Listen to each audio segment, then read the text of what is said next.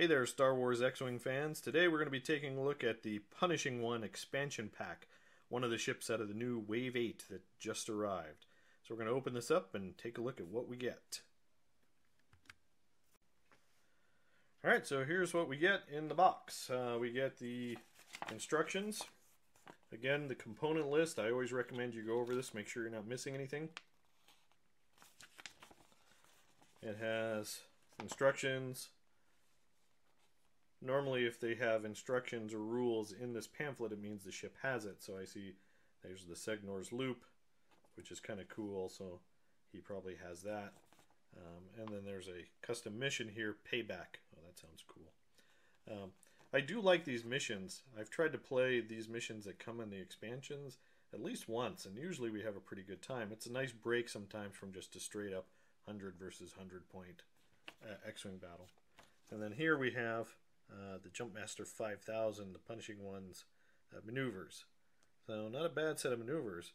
What's interesting is I think this is the first time we've seen an asymmetrical maneuver dial, in that you notice these left maneuvers at speed 1 and 2 are green, these turns and banks, and they're white on the right hand side. But there's only a right hand Segnar loop that is white instead of red. Interesting. The other Segnar loop is red, and it's over there. So yeah, that's an interesting dial. That's definitely going to give you some options we haven't seen before. All right, so that's the instructions. The ship itself. I appreciate the build quality of the ship. The detail, the paint job looks awesome.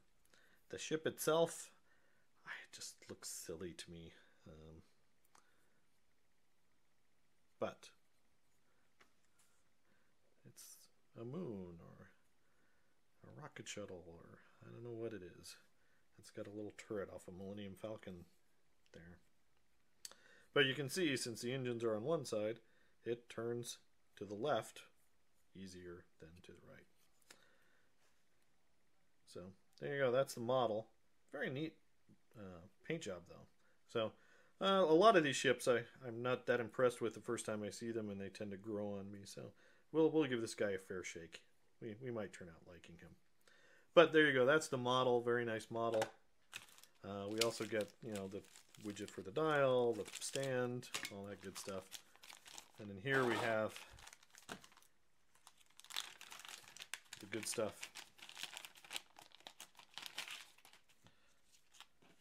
We've got the cardboard. Comes with 4 sheets. I don't know what these tokens are.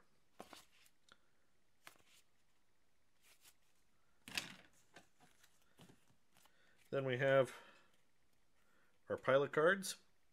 So we have Dengar, pilot skill 9. Holy cow. So he is up there with Wedge as far as a good pilot. Wow. So, and we get our first look at the stats of the Punishing One, or the Jumpmaster 5000, if you will. It has a 2 attack turret, 2 defense, 5 hull, 4 shields. So it's tough, but it's that defense 2 is nice. So, and then upgrade wise, it's got your focus, target lock, barrel roll. In the upgrade slot, we've got an elite pilot, 2 torpedo, crew, scum R2 units, and then an illicit slot. For 33 points, we get this ship. Dengar's special ability is once per round after defending, if the attacker is inside your firing arc, you may perform an attack against that ship. So is this going to be a Corran Horn analog for the scum and villainy? Interesting. So he basically gets to attack twice if the person shooting at him is inside his firing arc. Cool. Then we've got Tel Trevura, pilot skill 7, same upgrade, same stats. The first time you would be destroyed, instead cancel any remaining damage, discard all damage cards, and deal 4 face down damage cards to this ship. So that's pretty interesting. So it's got 5 hull. So if it blows up, you get rid of all the cards, even if they're face up, and then you deal yourself 4 face down damage cards. So you're back at 1 hull point. Interesting. All right, and he's, I'm assuming it's a he. This person is pilot skill 7, 30 points. Not bad. Then we've got Manaru, pilot skill 4. He's also a named pilot. At the start of the combat phase, you may assign all focus, evade, and target lock tokens assigned to you to an other friendly ship. So that looks like it's more of a team player. So that's interesting. I'm not sure yet how that would be that helpful, but I don't know. So pilot skill 4, 27 points, though pricey. Then we have contracted scout. He's your generic cheap guy through pilot skill 3 and 25 points. What's interesting is he does get an elite pilot upgrade. Interesting. And that's the cheapest of your Jumpmaster 5000s. All right, then on to the upgrade cards and whatnot. We've got Rage. Assign 1 focus token to your ship and receive 2 stress tokens until the end of the round. When attacking, you may re-roll up to 3 attack dice. And he's apparently very ragey. I'm ragey. Interesting. So that's an elite pilot 1 point upgrade. Not bad. Atani Mindlink. Atani Mindlink. Each time you are assigned a focus or stress token, each other friendly ship with the Atani Mindlink must also be assigned the same type of token if it does not already have one. So I guess that's a way to share focuses among people in a mind link. So if you have 3 ships with 3 of these, but then you're kind of screwed over if you're stressed, and everyone gets stressed. So they're sharing the mind, kind of like those aliens in Battle Beyond the Stars. If you remember that movie, awesome movie, go ahead and leave a comment below. But if you do remember that movie, you probably know who I'm talking about. So you get 2 of those cards. All right. Plasma Torpedoes. Are we venturing into Star Trek territory? Attack. So it's 4 attack dice, range 2 and 3. Spend your target lock and discard this card to perform this attack. If this attack hits, after dealing damage, remove 1 shield token from the defender. So if you don't get through the shields, it's doing an extra damage point to the shields in essence. So it won't hit the hull, but it'll take off another shield if it doesn't get through. Boba Fett. Another Boba Fett card. Alright, so Boba Fett's to Scum only upgrade. After performing an attack, if the defender was dealt a face-up damage card, you may discard this card to choose and discard one of the defender's upgrade cards. Interesting. For 1 point. So if you can deal a face-up damage card, you can get rid of the damage card and instead get rid of one of the upgrade cards on that ship. So basically your damage is killing upgrade card instead of doing the critical damage. Very cool for 1 point. I wonder if we're going to see him a lot. I wonder if that means you can kill the Emperor inside his shuttle. Alright, then we have Dengar.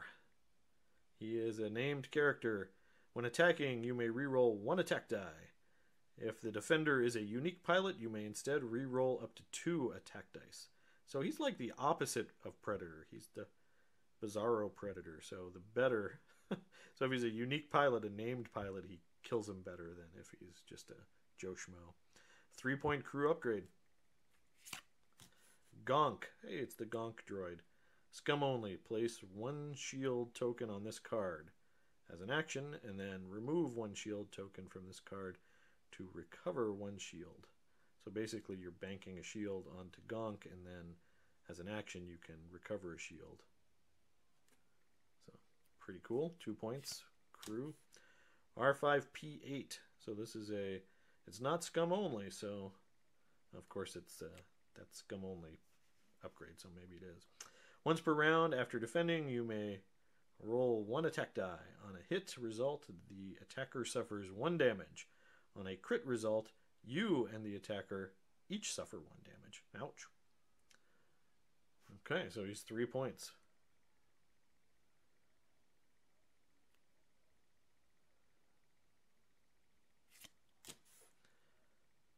Overclocked R4 for 1 point during the combat phase. When you spend a focus token, you may receive 1 stress token to assign 1 focus token to your ship. So he's kind of like a cheap push the limit, I guess, where you can get an extra action at the cost of adding a stress token to yourself. Looks like you get 2 overclocked R4s in the box. Feedback array. During the combat phase, instead of performing any attacks, you may receive 1 ion token and suffer 1 damage to choose 1 enemy ship at range 1. That ship suffers 1 damage.